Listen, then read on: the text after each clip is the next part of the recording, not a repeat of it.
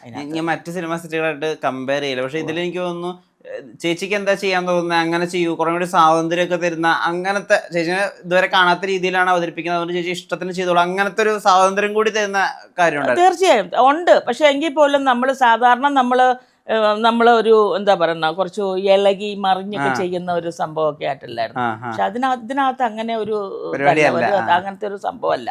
അതാ ഞാൻ പറയുന്നത്. ഞാൻ വേറൊരു പാറ്റേണിൽ ഞാൻ അഭിനയിക്കുന്നത് ഞാൻ ആഷിഖ് കപൂറിൻ്റെ സിനിമയിൽ. എനിക്ക് ഒത്തിരി സന്തോഷമാണ്. കാരണം ആഷിഖ് കപൂറിൻ്റെ സിനിമയിൽ അഭിനയിക്കണമെന്ന് എനിക്ക് ഭയങ്കര ആഗ്രഹം ഉണ്ടായിരുന്ന ഒരാളാണ്. എനിക്ക് എന്നെ പടത്തോട്ട് വിളിച്ചപ്പോൾ എനിക്ക് ഒരുപാട് സന്തോഷം തോന്നി. എന്നെ ആഷിഖ് എന്നെ വിളിക്കുന്നത്. ഇപ്പം ആഷിഖ് പറഞ്ഞിട്ടാണെന്നും പറഞ്ഞാൽ എന്നെ വിളിക്കുന്നത്.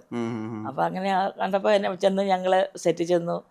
അതുപോലെ ശ്യാം പുഷ്കറിൻ്റെ കാര്യം. ശ്യാം പുഷ്കർ നല്ല റൈറ്ററല്ലേ. ശ്യാം പുഷ്കർ എഴുതിയ സ്ക്രിപ്റ്റും കംപ്ലീറ്റ് എല്ലാം ഓൾറെഡി എല്ലാം ഹൗസ്ഫുള്ളായി ഓടിയ പടങ്ങളാണ് ശ്യാം പുഷ്കറിൻ്റെ സ്ക്രിപ്റ്റ്. അപ്പം ശ്യാം പുഷ്കറിൻ്റെ സ്ക്രിപ്റ്റൊക്കെ നല്ല രസമായിരുന്നു. ഈ സുരഭി ലക്ഷ്മിയും ചേച്ചിയും ഒരു സമയത്ത് സ്ഥിരമായിട്ട് ഈ മിനി സ്ക്രീൻ വേദികളിലും അതുപോലെ തന്നെ സിനിമകളിലായാലും കോമഡി നന്നായിട്ട് ഹാൻഡിൽ ചെയ്തിരുന്ന ഒരാളാണ്. നിങ്ങൾ ഈ ഒരുമിച്ച് കൂടുമ്പോൾ, അതായത് ഷോട്ട് കഴിഞ്ഞിട്ടുള്ള സമയങ്ങളിൽ നിങ്ങൾ ഒരുമിച്ച് കൂടുമ്പോൾ പിന്നെ മേളമായിരിക്കും. എൻ്റെ പൊന്നോ, സൂര്യയെ കൊണ്ട് ഒരു രക്ഷയില്ല. ഇപ്പോഴും ഗ്രൂപ്പിൽ ആക്റ്റീവായിട്ട് നിൽക്കുന്ന ഒരാളാണ് സുരഭി. ഓരോരുത്തരുടെ പോസ്റ്റ് വരുമ്പോഴത്തേക്കും ഓരോ കമൻറ്റാ. എൻ്റെ പോസ്റ്റ് വന്നപ്പോഴത്തേക്കും ഓ പൊന്നൂസിന് ക്ലോസോ ക്ലോസ് പോസ്റ്ററോ എന്നൊക്കെ പറഞ്ഞിട്ട് കമൻസ് വരും. അതിനകത്ത് ഓരോരുത്തരുടെ ഇത്രയും അടിപൊളിയായിട്ടൊരു സെറ്റ്. സത്യം പറഞ്ഞ സുരഭിക്ക് ഭയങ്കര പങ്കാണ് അതിനകത്ത്. ചിരിച്ച് ഞങ്ങൾക്ക് സത്യം പറഞ്ഞ കിറി കൂട്ടാൻ നേരം ഉണ്ടായിട്ടുണ്ടായില്ല. ഞങ്ങൾക്ക് ഒരു ഗ്യാപ്പിലിരുന്ന് ഇപ്പോൾ ഭയങ്കര കോമഡി പറിച്ചില്ല സുരഭി. അതെല്ലാവരും ഉണ്ട് കൂട്ടുകാർ. ഞങ്ങൾ ഓരോരുത്തർ വീട്ടിൽ പോയിച്ച് വരുമ്പോൾ ഗ്യാപ്പിൽ വീട്ടിൽ പോയിച്ച് വരുമ്പോൾ എന്തെങ്കിലുമൊക്കെ പലഹാരങ്ങൾ കൊണ്ടുവരുമല്ലോ. പിന്നെ പലഹാരം വെച്ചൊരു കഥയായി, പാട്ടായി, അവിടെ അത് ഭയങ്കര അടിപൊളിയായി. പിന്നെ ചിരിച്ച് മടുക്കും. രസമായിരുന്നു. ഈ സെറ്റിനെ ലൈവാക്കി നിർത്തുക എന്ന് പറയുന്ന ഒരു കാര്യം കൂടി ഉണ്ട്. തീർച്ചയായും. അയ്യോ, അത് സുരഭി ആ കാര്യത്തിൽ എനിക്ക് സുരഭി നേരത്തെ അറിയാം. പക്ഷെ സുരഭി ഇത്രയും ഒരു ആക്റ്റീവായ ഒരു ക്യാരക്ടറാണെന്ന് എനിക്ക് ഇത്ര അറിയത്തില്ലായിരുന്നു. എനിക്ക് അത്ര ഒരു അടുപ്പം സുരഭിയായിട്ട് ഉണ്ടായിരുന്നില്ല. പക്ഷെ ഇവിടെ വന്നതിന് ശേഷം എൻ്റെ സത്യം പറയാലോ, സുരഭി ഞങ്ങൾക്കൊരു ഭയങ്കര ഒരു ടൈം പാസ് ആയിരുന്നു. ഈ ഇത്രയും ദിവസങ്ങൾ പോയതൊന്നും അറിഞ്ഞില്ല. ഓരോ ദിവസവും ഓരോ കോമഡി ആയിട്ട്. പിന്നെ പിരിയാൻ നേരത്തായാലും ഞങ്ങളെല്ലാം അങ്ങ് പിരിയുമ്പോൾ ഞങ്ങളെല്ലാം കണ്ണ് നിറഞ്ഞും എന്താ പറയുക വിഷമിച്ചും. പിന്നെ കുറേ നാളത്തേക്ക് ഭയങ്കര ഫീലായിരുന്നു അവിടുന്ന് പോന്നപ്പോഴേ. അതാണ് എനിക്ക് അങ്ങനത്തെ സിനിമ ചെയ്യാൻ ഇഷ്ടമാണ്. അല്ലെങ്കിൽ നമ്മൾ പറഞ്ഞ ഇങ്ങനെയാണ് ഞാൻ പറയുന്നത്. ഇത് ആഗ്രഹിക്കുന്നത് ഇനിയുള്ള സിനിമകളൊക്കെ ഇതുപോലെ ക്യാരവനൊന്നും എടുക്കാതെ 10-15-20 ദിവസമൊക്കെ ഷൂട്ട് ഒരുമിച്ച് വരുന്നിടത്തേക്ക് ട്രെൻഡ് അടിച്ചിരണം. എന്നിട്ട് ഇങ്ങനെ ഒരുമിച്ച് എല്ലാവരും ഒന്ന് സഹകരിക്കുക. നമുക്ക് അങ്ങോട്ടും ഇങ്ങോട്ടും ഓരോ കാര്യങ്ങൾ പറഞ്ഞു പോകാമല്ലോ. അത് 15-20 ദിവസം അടുപ്പിച്ച് വേണം. 5-6 ദിവസത്തേക്കൊന്നും നമുക്ക് പറ്റത്തില്ല. അവിടെ ക്യാരവൻ ഉണ്ടായേ പറ്റത്തുള്ളൂ. ഇങ്ങനെ ഒരു വീട് തന്നെ കേന്ദ്രീകരിച്ച് പോകുന്നൊരു സിനിമയൊക്കെ ആണെങ്കിൽ 10-20 ദിവസമൊക്കെ ഷൂട്ട് പോകണേ അവിടെ ഇതുപോലെ ട്രെൻഡ് അടിച്ചിട്ട് എല്ലാവരോടും ഇരുന്ന് ഇങ്ങനെ വർത്താനൊക്കെ പറഞ്ഞ് തമാശയായിട്ട് പോകുമ്പോൾ നമ്മളും ഭയങ്കര റിലാക്സാണ്. നമ്മൾ പിന്നെ ആ സീനിലോട്ട് പോകുമ്പോൾ സീനിൻ്റെ വരുന്നുള്ളൂ. അവിടുന്ന് കഴിഞ്ഞാൽ പിന്നെ നമ്മളായിട്ട് തന്നെ വന്നിരുന്ന് സംസാരിക്കുമല്ലേ. ഇപ്പം നമ്മൾ ഈ സിനിമ ഗ്രൂപ്പുകളായിട്ടുള്ള ഫേസ്ബുക്ക് ഗ്രൂപ്പുകളിലൊക്കെ സംസാരിക്കുമ്പോൾ ഈ കോമഡി ചെയ്യുന്ന ആക്ടേഴ്സിൻ്റെ ഒരു കുറവ്, അല്ലെങ്കിൽ നമ്മളെ പോയിട്ടുള്ള ഒരുപാട് മഹാരഥന്മാരായിട്ട് ഇപ്പം മാളച്ചേട്ടൻ അല്ലെങ്കിൽ ജഗതിച്ചേട്ടൻ ഇപ്പോൾ ആക്റ്റീവായിട്ട് സിനിമ ചെയ്യുന്നില്ല അദ്ദേഹത്തിൻ്റെ ആരോഗ്യസ്ഥിതി കാരണം. അത് കാരണം കൊണ്ടൊക്കെ തന്നെ അതുകൊണ്ടാണ് പലപ്പോഴും നമ്മുടെ മനസ്സിൽ നിൽക്കുന്ന ഹ്യൂമർ നടക്കാത്തത്, സംഭവിക്കാത്തതെന്നൊക്കെ ആളുകൾ ചർച്ച ചെയ്യാറുണ്ട്. ഇപ്പം ചേച്ചിയുടെ തന്നെ പോർഷൻസ് എടുത്ത് നോക്കുകയാണെങ്കിൽ ഇപ്പോൾ നമ്മുടെ മേരിക്കൊണ്ടൊരു കുഞ്ഞാടിൽ തന്നെ ഈ പള്ളിയിലച്ഛൻ ഇങ്ങനെ ഒരു ആഗ്രഹം ഉണ്ടായിരുന്നെങ്കിൽ പറഞ്ഞാൽ മതിയായിരുന്നു എന്ന് പറയുന്ന സമയത്ത് ആക്ച്വലി അവിടെ ആ കോമഡി ഫുള്ളായിട്ടും വർക്ക് ആവണതിന് ജഗതിച്ചേട്ടൻ്റെ മുഖത്ത് വരുന്ന ഭാവങ്ങൾ കൂടി വലിയ പങ്കുണ്ട്. അങ്ങനത്തെ ആക്ടേഴ്സിനെ കൂടി ചേച്ചി ഇപ്പം മിസ് ചെയ്യുന്നുണ്ടോ? നല്ല സത്യം പറഞ്ഞാൽ ഞാൻ ട്രിവാൻഡ്രത്ത് പോയപ്പോൾ അമ്പളിച്ചനെ കണ്ട് ഞാനും എൻ്റെ മോളും കൂടെ പോയിട്ടുണ്ടായിരുന്നു കാണാൻ വേണ്ടി. കണ്ടപ്പോൾ എൻ്റെ ഹൃദയം തകർന്നു പോയി. ഞാൻ എപ്പോഴും ഞാൻ മിക്കവാറും പോകാറാണ്. തിരുവനന്തപുരത്ത് എന്നാൽ ഞാൻ അമ്പളിച്ചനെ കണ്ടിട്ട് പോരാറുള്ളൂ. കൊറോണ കാരണമാണ് പോകാതിരുന്നത്.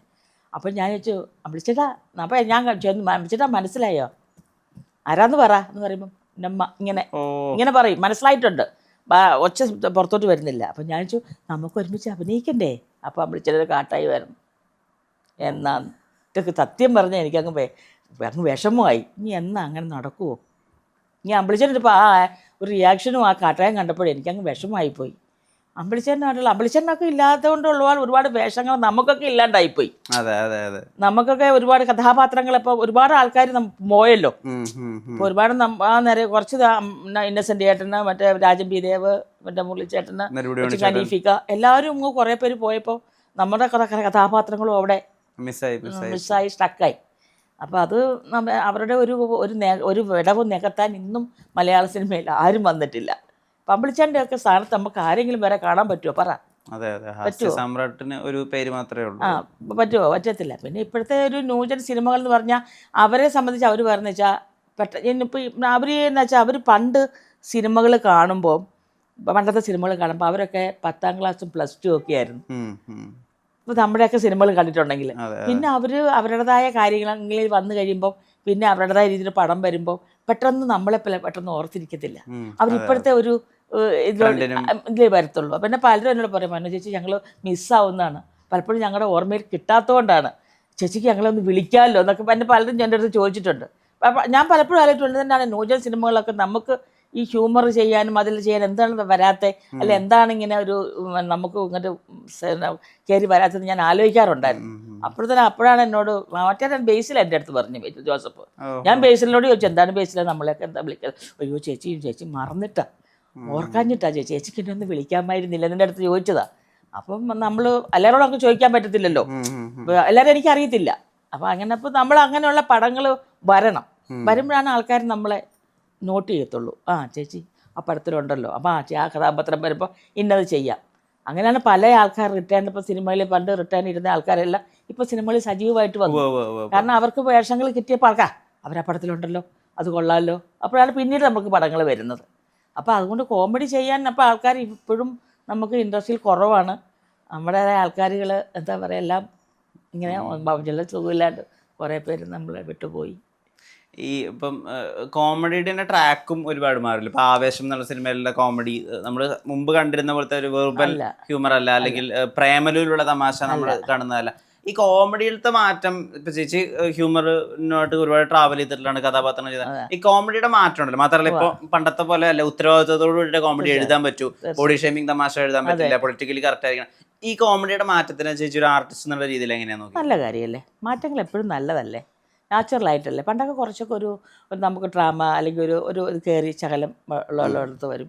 ഇപ്പോൾ ഒരു നാച്ചുറലായിട്ട് ഞങ്ങൾ പോകുന്നതല്ലേ. ഇപ്പോഴത്തെ കോമഡിയൊക്കെ എനിക്കിഷ്ടമാണ്. നാച്ചുറലായിട്ട് പോകും, നമ്മൾ നാച്ചുറലായിട്ട് പറയുന്ന പോലെയല്ലേ അതും അങ്ങോട്ട് പോകുന്നത്. അതിനെയും ആൾക്കാർ സ്വീകരിക്കുന്നില്ലേ. ഇപ്പം നമ്മൾ മാറ്റം വന്നു കോമഡി അത് ശരിയല്ല എന്ന് പറയുന്നതിനോട് എനിക്ക് യോജിപ്പില്ല.